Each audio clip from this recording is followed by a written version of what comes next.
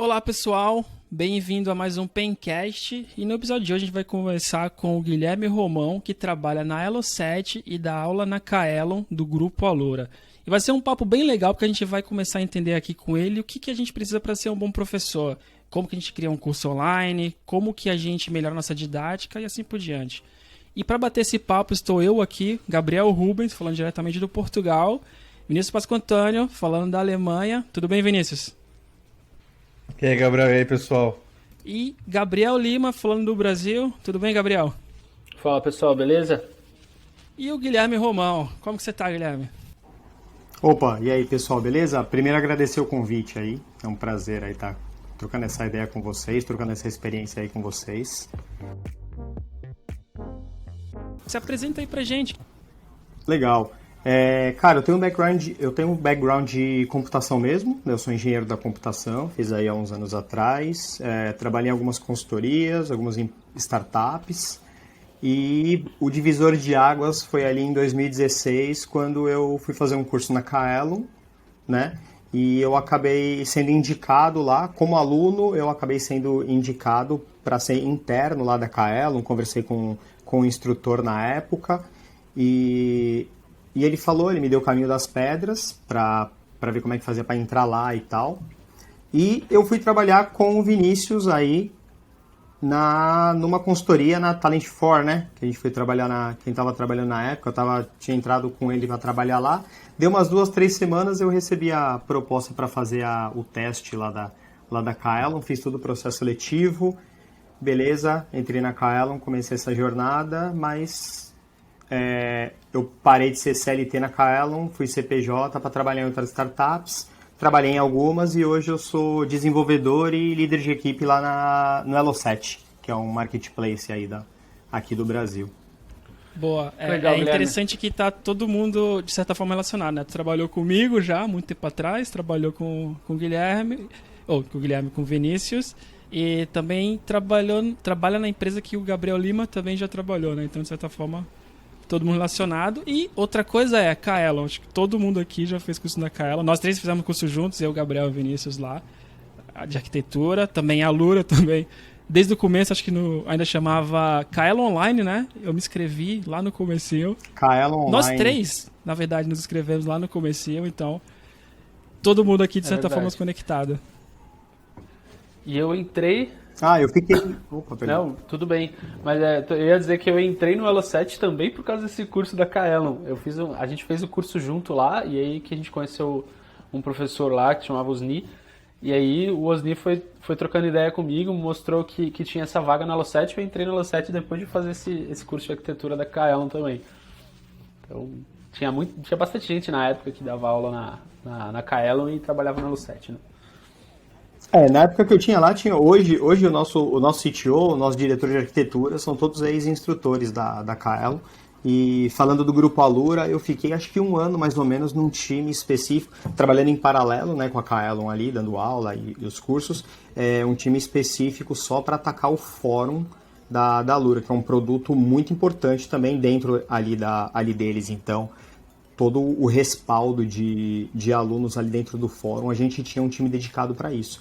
Hoje também eu tenho um curso na Udemy, eu acabei gravando um curso de Git, básico intermediário na Udemy, porque eu também queria ver como me testar fora do ambiente ali que já estava pronto, né? Porque a Kaelon ali, ou a Alura, eles já estão prontos. Então eu queria me testar ali fora, e eu também tenho um canal, um Instagram, que é o dev.guiromão, e lá eu posto bastante conteúdo técnico, dia a dia. Eu tinha um antigo chamado 7Code, só que aí eu tive problema para patrocinar, acabei resolvendo criar um outro com meu nome e tal, então esse aí tá crescendo aí aos pouquinhos. Então essa é a trajetória aí dos últimos, desde 2016, que é o que mais faz sentido até hoje. Legal, Guilherme. E já que você entrou nesse assunto de ensino, de treinamentos, esse mundo do learning aí, cara, eu não tenho como deixar de começar com uma pergunta muito importante, assim. O que você acha que é a fórmula perfeita para criar um curso, um treinamento hoje em dia? Assim, cara, existe isso? Tem alguma coisa que a gente fala, cara, essa é a forma ideal de criar um curso, um treinamento super efetivo, assim? Boa. Essa é a pergunta de US$ 1 milhão, tá? Essa é a pergunta que, assim, se eu tivesse só uma pergunta de sim ou não para responder, eu falaria que a gente não tem hoje, mas que todo o estudo e tudo que tá acontecendo fora, aí nos bastidores da sala de aula, tá tudo sendo preparado para ter as melhores experiências, tá? Então, a parte de ensino, ela mudou muito. Então tem muita gente dedicada em academias e tudo mais para ver essa parte de ensino. Então isso está crescendo muito. Só que a gente tem alguns pontos que são... muitos cursos abordam diferentes tipos de pontos que são importantes naquele momento. Então eu vou trazer para a Kaelon, por exemplo, que é onde eu tenho mais experiência lá desde 2016. O nosso ponto principal é a didática. Certo? Então, se você for pegar o tempo de curso, se você for falar, então beleza, a didática de vocês é ótima, o curso é perfeito. Não é bem assim, porque a gente está pegando um tema chamado Java com orientação a objetos, que pessoas demoram meses, e a gente está dando isso em 40 horas, certo? Então, qual que é a vantagem disso? A desvantagem é esse tempo. Qual que é a vantagem? A vantagem é a didática que a gente usa e a forma que a gente apresenta. E a forma é baseada no construtivismo. Então, é baseado em... A gente apresenta... Você tem que entender o problema que você está tentando solucionar. Isso acontece muito na tecnologia, sem ser na parte de ensino, tá? Muitas vezes você quer introduzir uma tecnologia, só que você acaba não sabendo o porquê, porque você não sabe o problema que você quer resolver. Então isso é levado muito para o ensino. Então se você tem o problema que você quer resolver, a parte do ensino, certo? Você consegue guiar para isso. E é o que a Kaelon faz muito bem, e a Alura também, que é ter um problema, apresentar um problema e explicar como é que ensina esse problema. Só que tem outros cursos de outros lugares, por exemplo, que focam muito mais na prática. Então, apresenta de uma certa forma, você talvez não tenha aquela melhor experiência de absorção, mas com a prática, né? Com a prática deliberada ali, você consegue ter uma curva de aprendizagem alta, só que com o tempo um pouco mais longo, entendeu? Então tem sempre esse viés do tempo versus a didática. Legal. E eu acho que nesse papel de compactar ali talvez um conteúdo que deveria estar num tempo maior, também tem o seu desafio gigantesco ali, né? De o que você decide priorizar, o que vai ficar para fora, se eu vou fazer uma coisa mais construtivista, igual você falou, ali pensar nos principais pontos e deixar o aluno desenvolver, né? Ou evoluir aquela ideia, né? É mais ou menos isso que você acha que é a forma correta ali de priorizar?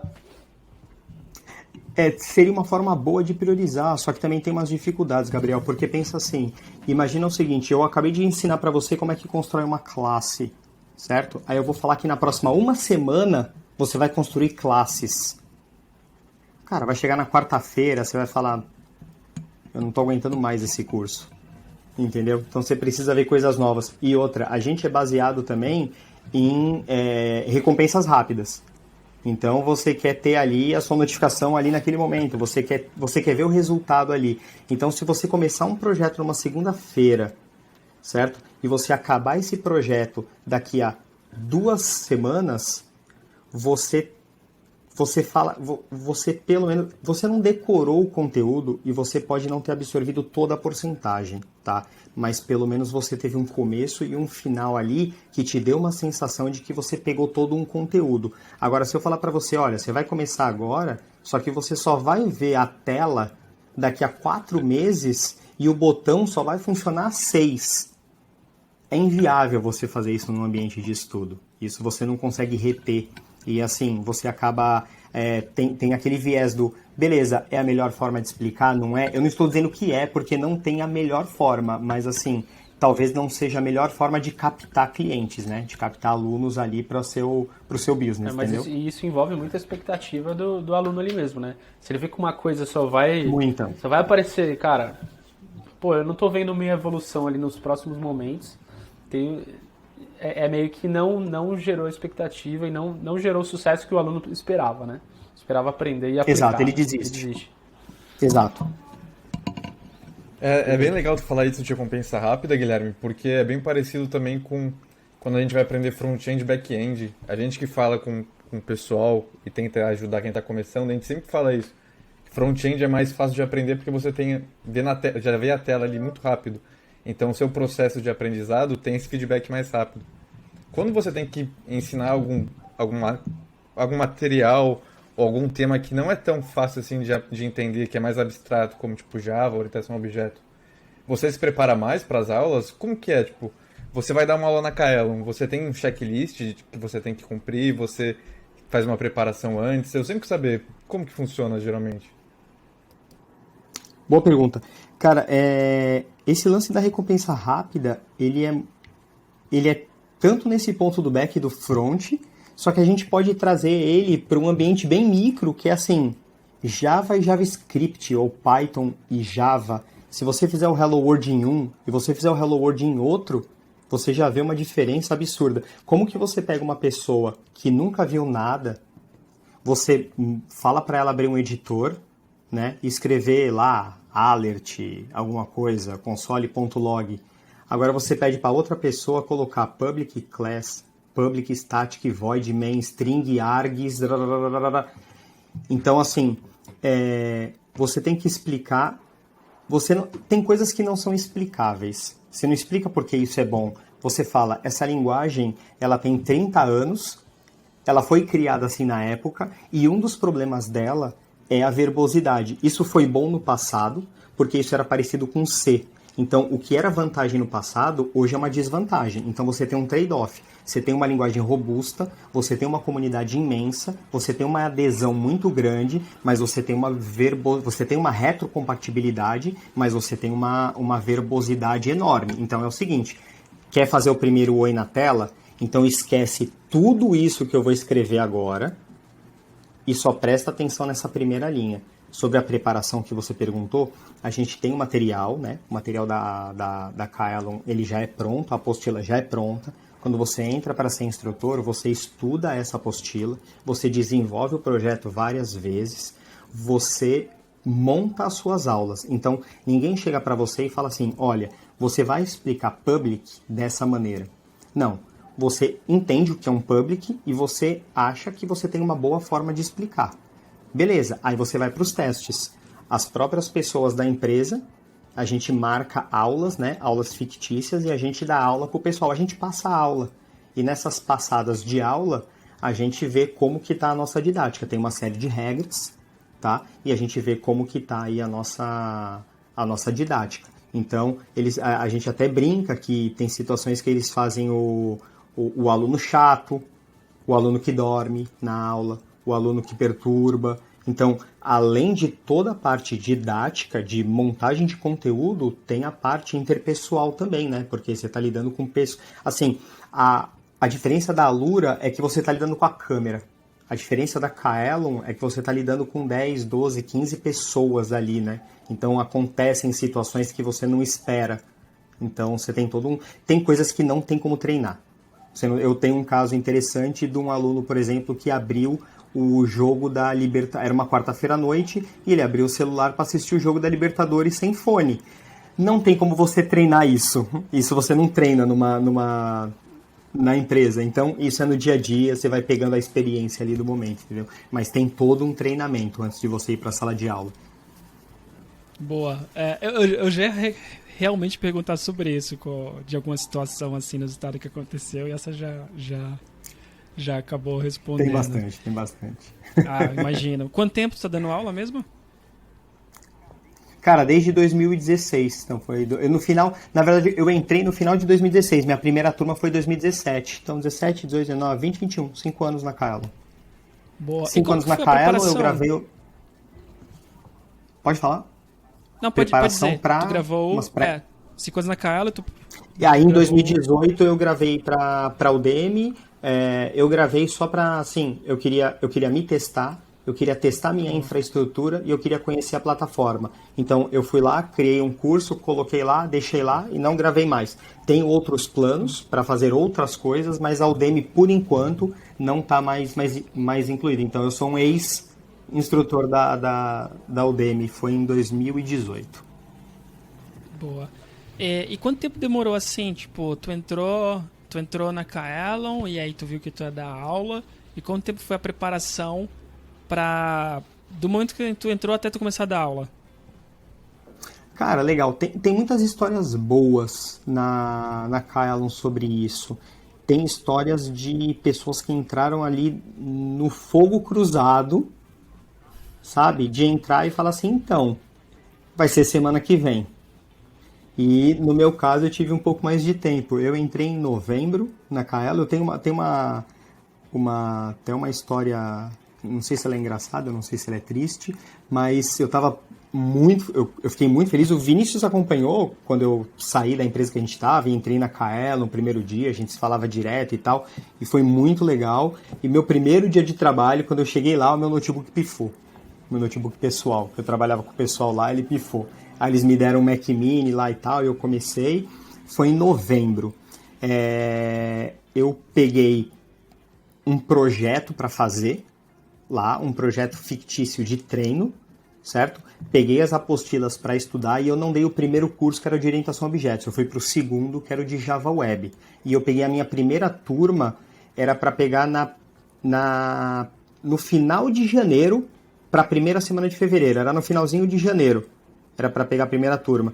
Então, era uma turma de sábado, para poder ter o tempo de absorver a primeira turma, ter a semana inteira para ver os pontos positivos, negativos, treinar e tal. Só que chegou na segunda-feira, a minha líder chegou para mim e falou, olha, a gente teve um problema aqui, cara, você vai ter que assumir uma segunda turma. Então eu tive que assumir uma segunda turma no noturno. Então ao mesmo tempo eu dei aula de sábado e dei aula no noturno. Foi o mesmo curso, né? Então foi o mesmo conteúdo e tal, 2 turmas diferentes. Esse foi o grande desafio. Mas teve essas primeiras semanas assim de preparação para você poder estudar o material, porque qual que é o lance de estudar o material?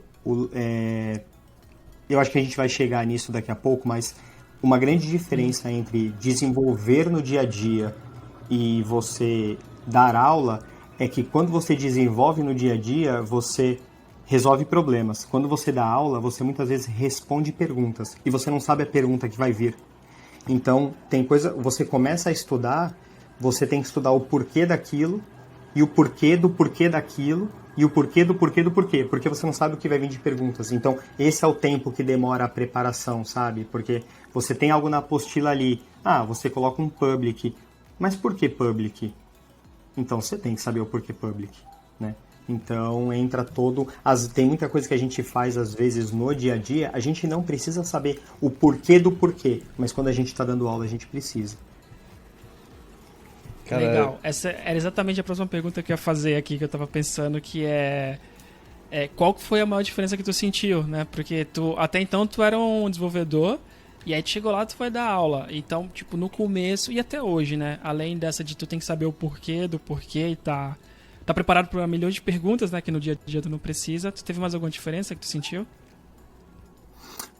Cara, o primeiro foi o choque, porque foi aquele momento assim, você é dev, beleza? Você é uma pessoa que está desenvolvendo e você conhece a Kaelon e você conhece a Alura, e muitas pessoas que conhecem têm uma certa admiração, gostam ali da galera e tudo mais, e do nada eu tava lá dentro. Então, do nada, alguém chegou e falou assim, beleza, você que vai dar aula agora. Então você fala, tá, beleza, e agora? Como é que eu vou fazer? Então você começa a estudar, só que aí você tem um direcionamento assim, você não é jogado no limbo, é uma galera, é toda uma equipe.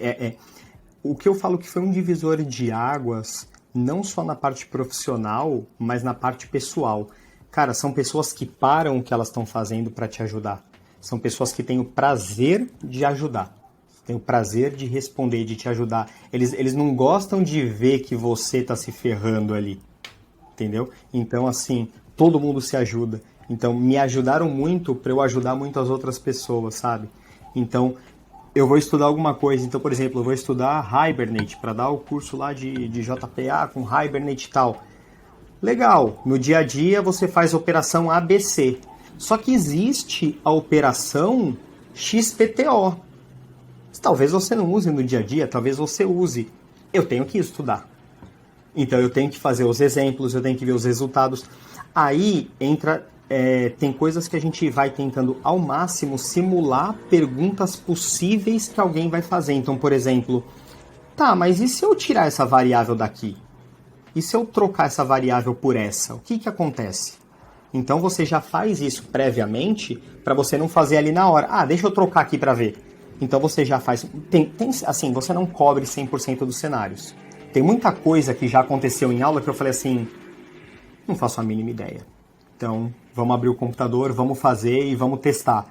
Então, agora tem a maioria dos cenários, você tem que cobrir o máximo possível de cenários para você estar preparado para as perguntas, sabe? Porque eles querem... A galera que está pagando o curso ali, a galera que está fazendo o curso, a galera... O importante, pegar a apostila, ler e fazer o exercício é uma coisa. Você poder perguntar e você ter aquela explicação ali que é a experiência, entendeu? Então, esse é o ponto. Só comentar uma coisa, porque tu falou um ponto que a gente já falou em 1 ou 2 episódios aqui, que é o do ambiente, né? O Vinícius contou um pouco sobre isso, o Gabriel Lima também, no episódio dos dois, de que o ambiente faz muita diferença. Tu tá num ambiente que as pessoas querem te fazer crescer e você quer crescer também, ajudar os outros, isso influencia muito, né? E acho que a maioria de nós já passou por ambientes aqui que não ajudava e a gente tinha que pensar, ou a gente vai mudar alguma coisa aqui, ou vai ter que se mudar. Então... Total. Só reforçar esse ponto, porque é uma coisa que tu falou que eu acho que é importante sempre frisar. Tipo, estudo o suficiente para tu ir para um lugar que o ambiente te ajude, né? Eu acho assim, tecnologia por tecnologia, tá? Não deveria ser uma escolha profissional. Eu quero trabalhar na empresa porque a empresa trabalha com Kafka. Eu quero trabalhar na empresa porque a empresa paga $300 mil por ano. $300 mil por ano pode até ser uma boa justificativa. É isso que eu ia falar, aí tu me convenceu. Pode ser uma boa justificativa. Mas assim, cara, ambiente é ambiente. Hoje eu posso falar que assim, Kaelon é um ambiente extremamente humano, Elo7 é um ambiente assim, extremamente humano, Gabriel Lima tá aí para falar. As pessoas se ajudam, o time se ajudam, assim, é uma empresa e é um time dividido. Sim. Então, assim, você faz alianças, as pessoas te ajudam, a gente trabalha... Uma coisa diferente, né, que não acontece muito nas outras empresas, a gente trabalha pareado, a gente faz pair programming no Elo7.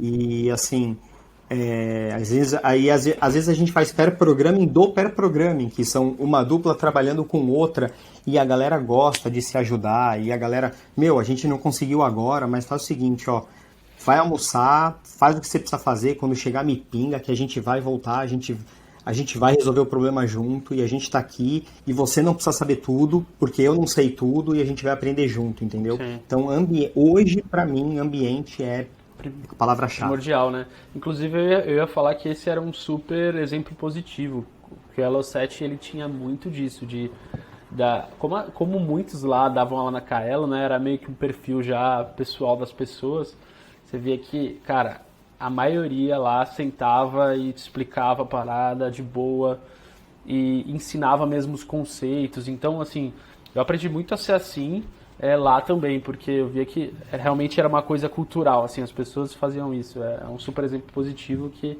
eu acabei levando pra vida, assim, sabe? Isso aí você vê a diferença de um bom ambiente, né? O quanto um bom ambiente com certeza também te incentivou a ser assim, né, Guilherme? Você falou, Sim, com certeza. Com certeza, porque tem muita... eu passei por muita situação profissional em que a pessoa aprendeu, ela apanhou sozinha, então ela acha que a outra pessoa ela também tem que apanhar sozinha. Então o ambiente ele acaba moldando a pessoa. Então se você está num ambiente em que você vê que está todo mundo se ajudando, você tem 2 opções. Ou você vai entrar nessa pegada e você vai ajudar todo mundo e você vai ser ajudado, ou você vai se sentir tão mal que você vai acabar saindo.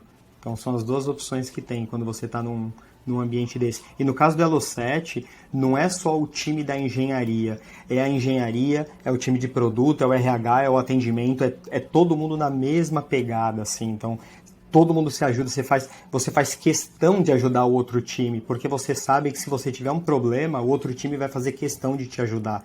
É maravilhoso, assim. E tem outras tem muito lugar que ainda não percebeu, não virou essa chave, né, para entender que isso é o caminho, mas tem muito lugar legal. Eu dei aula para muitas pessoas que me deram muitas experiências boas também de lugar de trabalho.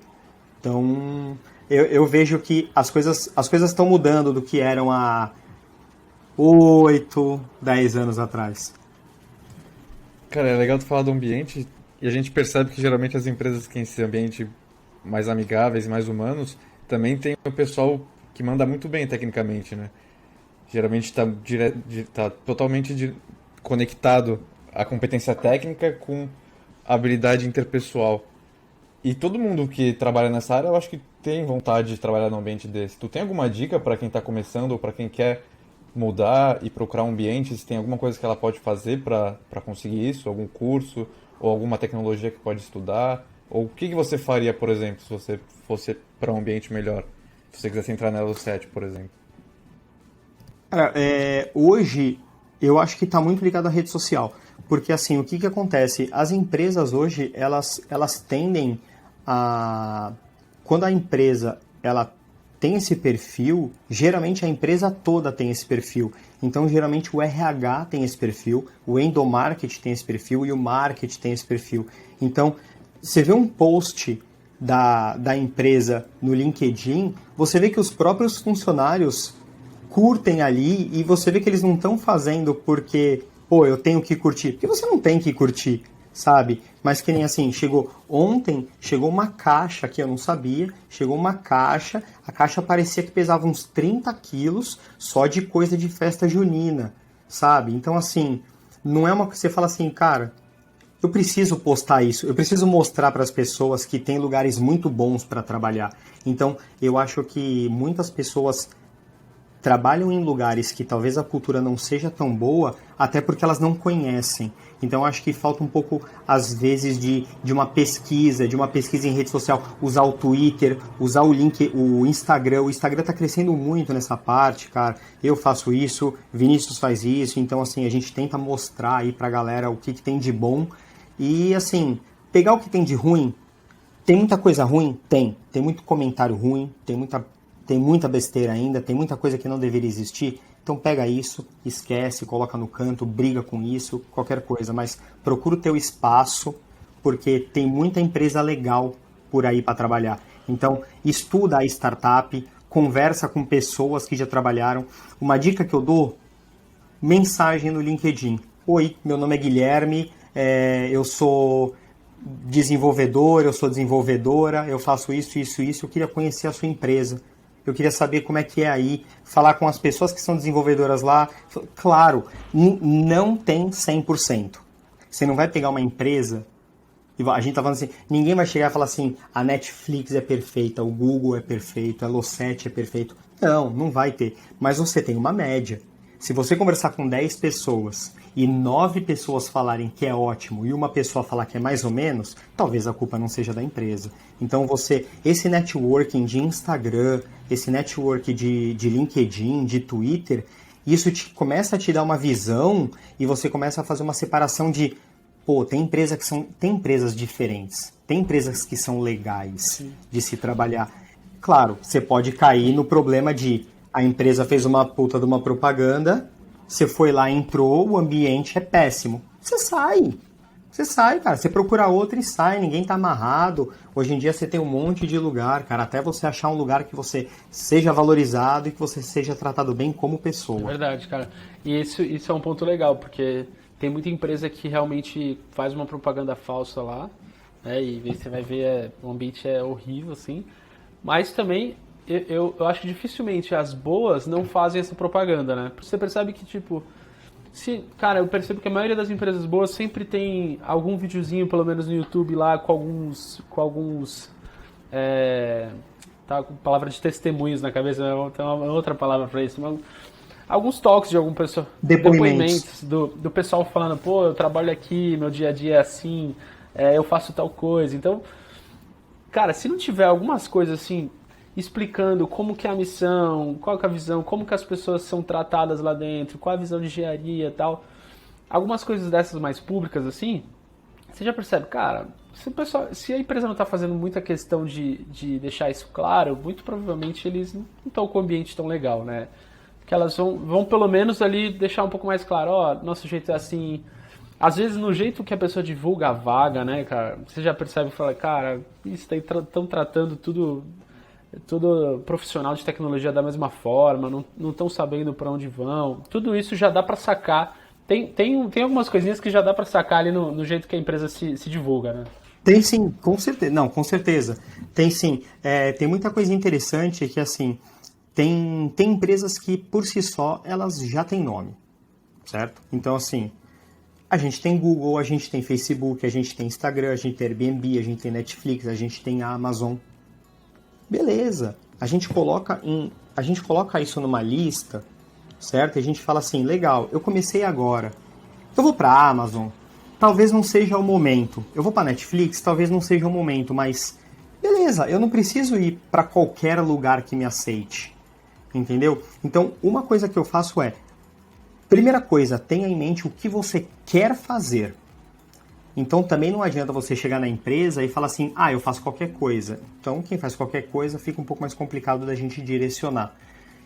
Eu sou uma pessoa back-end, eu sou uma pessoa front-end, eu trabalho com infraestrutura, eu trabalho com UX, design e tudo mais. Legal, estuda, conhece a tua área, vai estudar a empresa. Faz o que o Gabriel falou.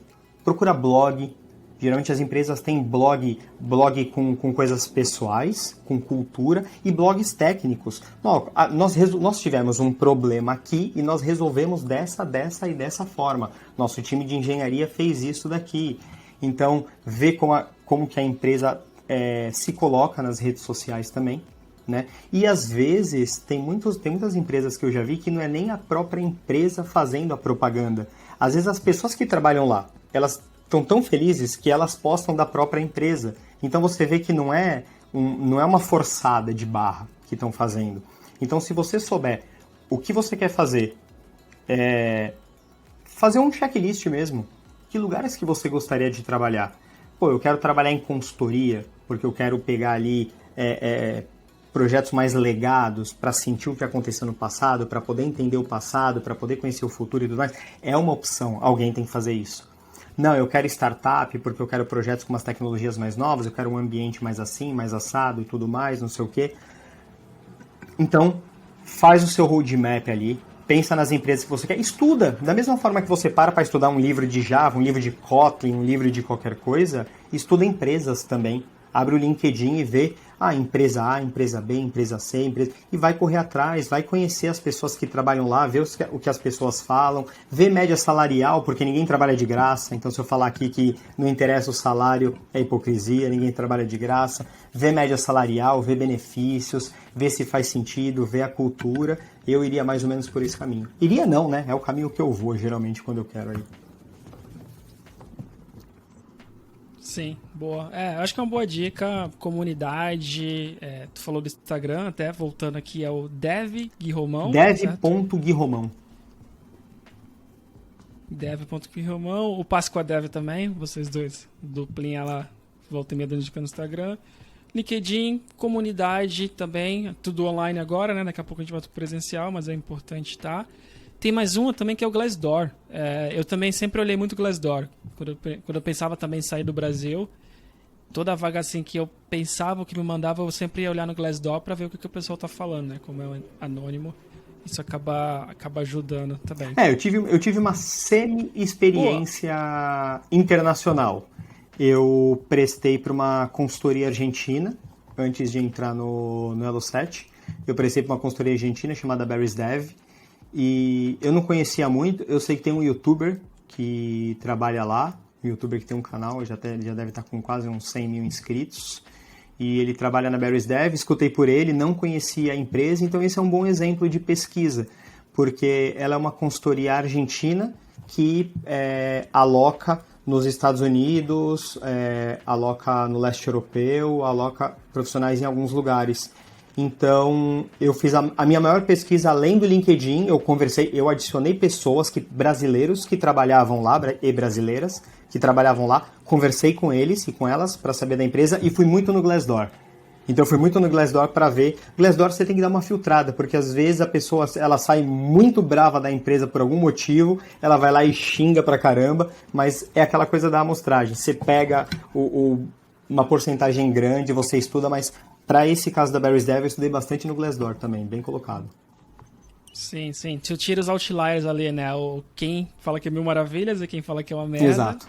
Tu filtra esse e elimina. Eu também faço esse processo aí de... Agora, eu queria voltar um pouco para a parte dos cursos, porque a gente falou de algumas coisas. Tu falou da construção de cursos, da aula. Tu falou que tem aquele curso também na Udemy.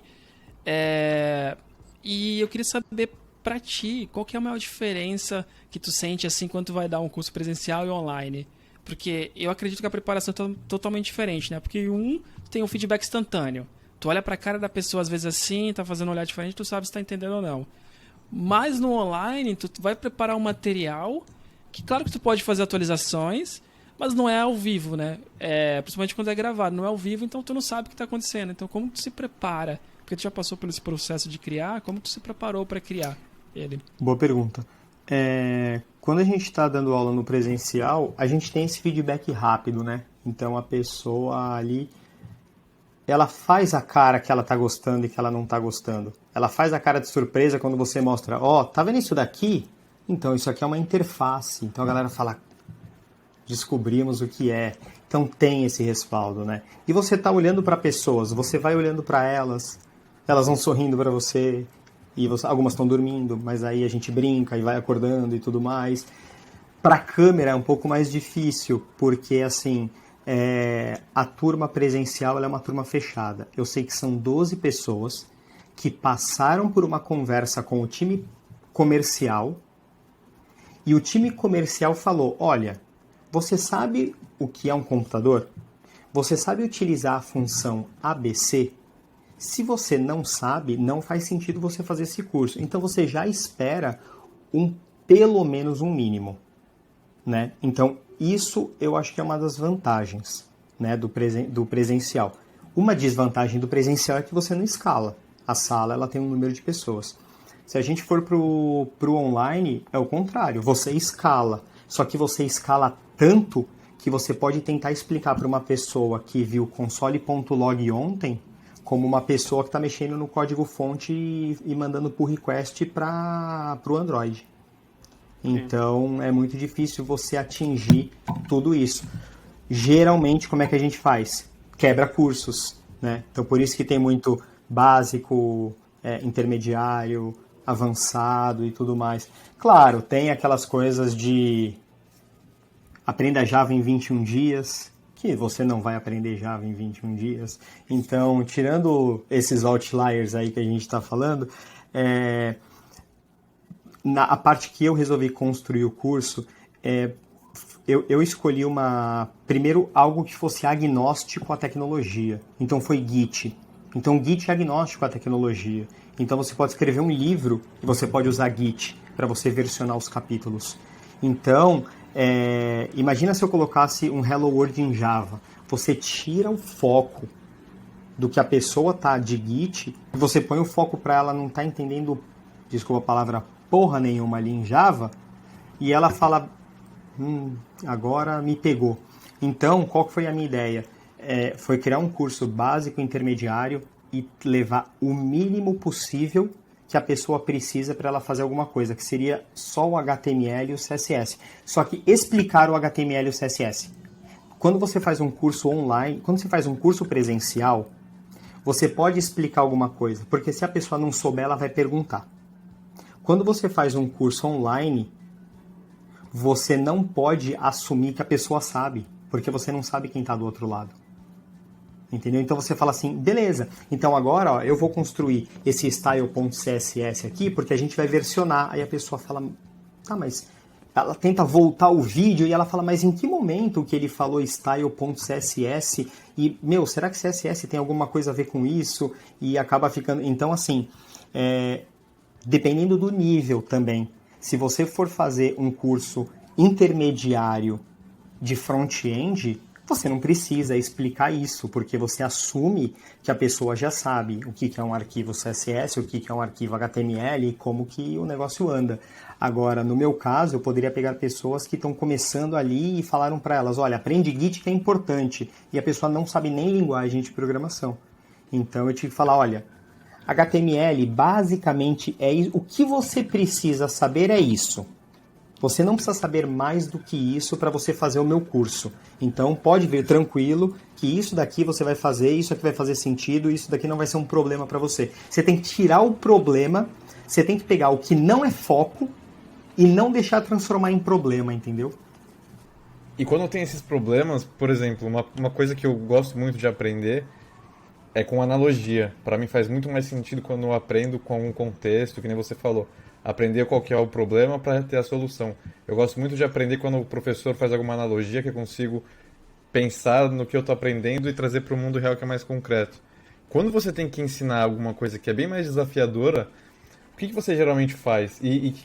Qual foi a aula mais difícil que você já deu assim? Que você percebeu que era, até para entender, era muito mais complicado e que foi um desafio para você passar esse conteúdo para os alunos?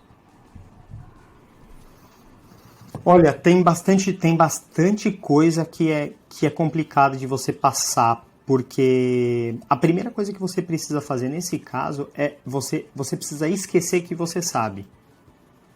Porque quando você assume que você sabe, você automaticamente, você sem querer, coloca que a pessoa também sabe. A pessoa está entendendo a mesma coisa que você está entendendo, e que não é assim.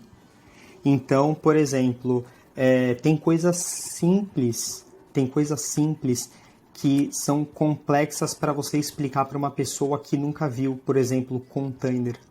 O contexto de container. Cara, todo mundo conhece um container de um navio. Só que o container na computação ele é abstrato.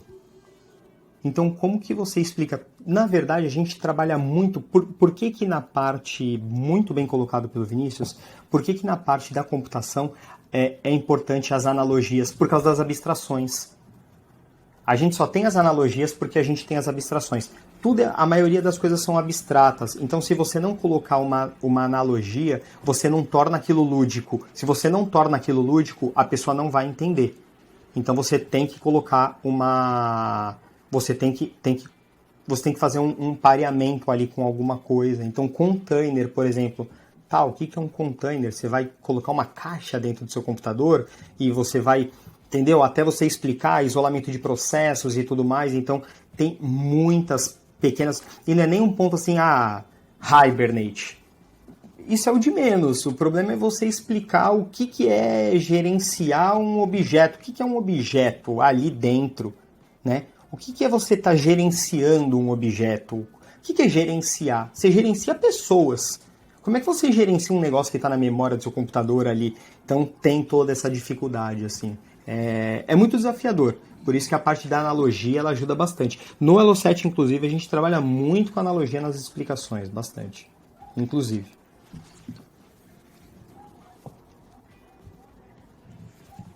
Deixa eu perguntar uma coisa, para tu como professor, o que tu acha mais difícil, dar aula nesses cursos que são gravados ou presencialmente?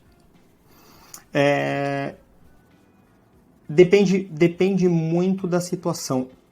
Tem o ser mais difícil e tem o gostar mais. Eu gosto do presencial, porque você está interagindo mais ali com as pessoas, certo? Só que o presencial pode ter problemas que, assim, nunca aconteceu no meu caso, mas já tem histórico, por exemplo... Igual uma escola, uma briga por ar-condicionado.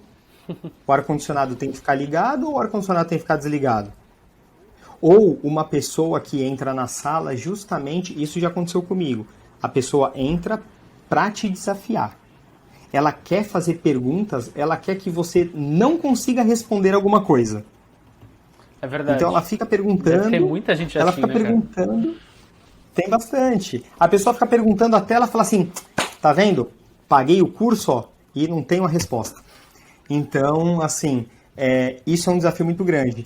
Mas na parte de... Agora, se você faz um gravado, um curso online, a grande dificuldade, como eu disse, é você atingir um range de público muito maior. Mas se você fecha o escopo... Isso é pessoal, tá? Isso é uma visão minha. Se você fecha o escopo do seu curso e você monta um bom roteiro, para mim é mais fácil o online do que o presencial.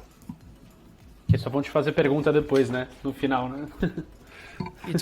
A pessoa você pode pensar na pergunta depois, o comentário depois você pode pensar, né? Sim.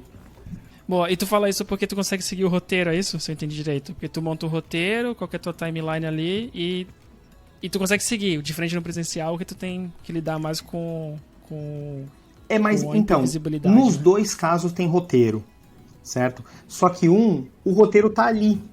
Você consegue olhar. Que nem eu tô conversando com você agora, eu aqui eu tô sem roteiro, beleza? Mas se eu tivesse um papel aqui do lado, eu poderia dar uma olhada. Sim. Agora é o tópico tal. Eu falaria com vocês aqui, certo? No presencial, é por isso que a gente tem o treino antes. Então a gente está tão acostumado a treinar que aquilo vira comum. Você sabe o que vai vir ali depois e tudo mais. Claro, você acaba esquecendo, você tem as suas anotações de aula, você tem a parte dos exercícios que você pode retomar, relembrar e tudo mais, mas você acaba tendo que... O presencial ele tem um pouquinho mais de se vira nos 30, né, do que o online. Só que o online ele tem diversas formas de você resolver esse problema. Você pode colocar um teleprompter, por exemplo, e você vai lendo ali o que está acontecendo. O curso quando eu gravei o curso eu tenho uma grande dificuldade. A minha grande dificuldade do online é eu ensaiar alguma coisa e não conseguir fazer na hora. Então eu pego o tópico, agora eu vou falar de Git status. Eu vou falar isso, eu montei o roteiro, eu leio, eu vou falar isso.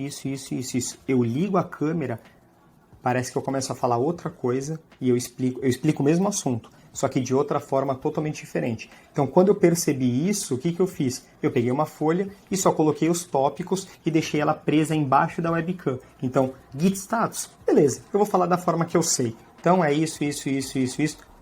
É Git init? Beleza. Então eu vou falar isso. Mas um teleprompter também poderia salvar, porque ali ele ia estar passando o que eu ia estar falando e tudo mais. Então tem diversas formas aí. Sim. Mas quando é um assunto que tu domina, acho que é mais fácil mesmo ter bullet points do que tu fazer o script inteiro, né? Porque também acaba não ficando muito natural. Mas boa. E aí eu queria puxar um outro lado, porque agora a gente está falando muito na visão do professor dando aula, como a gente criar coisa, qual que é a diferença do online e presencial. E eu queria saber se tu tem alguma dica para quem que é estudante. Tu já observou algum padrão ou alguma forma que o aluno pode se preparar para fazer um curso? Porque eu acho que é meio ruim até, e aí eu vou falar por mim. Por exemplo, quando eu vou fazer um curso, principalmente se é um curso que eu acho que é importante... eu tento ler alguma coisa antes, sabe? Eu tento ler ou um livro que é referência, ou buscar uns blog posts sobre isso, porque aí eu não fico processando coisa básica, sabe? Eu consigo tirar mais do professor. Mas esse é o meu jeito. E tu tem alguma dica que tu pode dar para quem é aluno? Porque a gente vai ter muito mais gente escutando que é aluno do que professor, Perfeito. na verdade. Isso por si, eu tenho outras, tá? Mas por si isso já é uma boa dica. Você pelo menos, você não precisa fazer o curso que você vai fazer o curso, mas você pode saber pelo menos o que está acontecendo. Você pode pelo menos saber o que é Git. Vou fazer um curso de Git.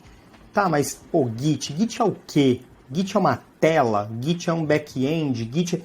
Não, é um versionador. Tem um histórico. Que tem coisas que pode ser que você não aprenda no curso. Que foi o Linus lá, que fez o Linux, que fez o Git, e que, ele fez por causa disso, porque ele estava chateado com a porra toda, não sei o quê. Você poderia ter lido isso antes. Só que o que eu acho primordial e que eu acho que falta bastante é o treino pós-curso. Porque a gente quer aprender tantas coisas em tão pouco tempo que a gente acaba não treinando aquilo que a gente aprendeu. Então, existem alguns modelos que estão sendo estudados, certo? Em que eu tenho bastante contato com pessoas que fazem mestrado, doutorado, inclusive nessas áreas e tal. E assim, é você aplicar o que você aprendeu em outros cenários. Então, por exemplo, você aprendeu o Git, você aprendeu os comandos de Git. Beleza, agora inventa um projeto e versiona ele. Acabou? Você acha que você está preparado. Aí você vai lá e vai estudar React. Não! Pensa em outro projeto e versiona outro projeto. Faz isso algumas vezes, porque programação é uma profissão de prática. Então faz isso algumas vezes. Você fazendo isso algumas vezes, você acaba pegando memória muscular. Aí você consegue fazer isso em diferentes tecnologias e eu acredito que você acaba pegando ali melhor a parte da... Você acaba absorvendo melhor. Não aquilo que você decorou naquele momento, mas se você aplicar em outros pontos, você acaba tendo um resultado um pouco melhor. Um pouco não, eu diria muito melhor. Legal tu falar disso, Guilherme, porque é uma coisa que eu vejo bastante até, tem bastante vídeo sobre isso, que o pessoal chama de tutorial hell, que é o inferno do tutorial, que quando você não consegue parar de fazer tutorial, ainda mais quem está começando. Que você falou, emenda aí uma coisa no outro. E para resolver isso, pelo que tu falou, faz um projetinho, prática, e é bom que você consegue portfólio também, né, para quem está começando, e vai absorvendo mais. Além disso, tem outra dica para sair desse tutorial hell, que eu já estava nele. Se eu abrir aqui meu Udemy, eu vou ter uns 5 cursos que eu comprei, fiz 10 minutos e não terminei, certeza. Isso é um problema. Isso é mais um treino, tá, do que uma forma de resolver. Então isso é você mais... Eu não manjo de psicologias e afins, mas isso é mais o autocontrole do que outra coisa. É mais você sentar e falar assim, eu preciso fazer esse curso. Eu vou fazer esse curso e eu vou treinar esse curso. E depois que eu treinar, o que pode ajudar é você fazer um planejamento antes. Então se você falar assim, olha, na segunda-feira eu vou aprender Java, na terça Python e na quarta Node, você vai falar assim, bom, eu não vou aprender nenhuma das três. Agora se você falar, o primeiro mês eu vou aprender a tecnologia A, no segundo mês eu vou estudar outra coisa. Você sabe que você tem aquele gap, você vai treinar, porque às vezes a gente tende a achar que quando a gente está estudando quando a gente está fazendo um tutorial, quando a gente está fazendo um curso, a gente está aprendendo.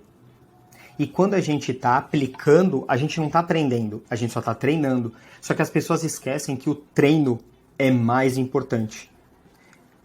Se a gente for fazer uma analogia, se a gente for trazer uma analogia do esporte, por exemplo, as pessoas, elas competem mais ou elas treinam mais? Elas treinam bem mais. Então, o treino, ele é muito importante, né? O treino, às vezes, ele é muito mais importante do que o jogo.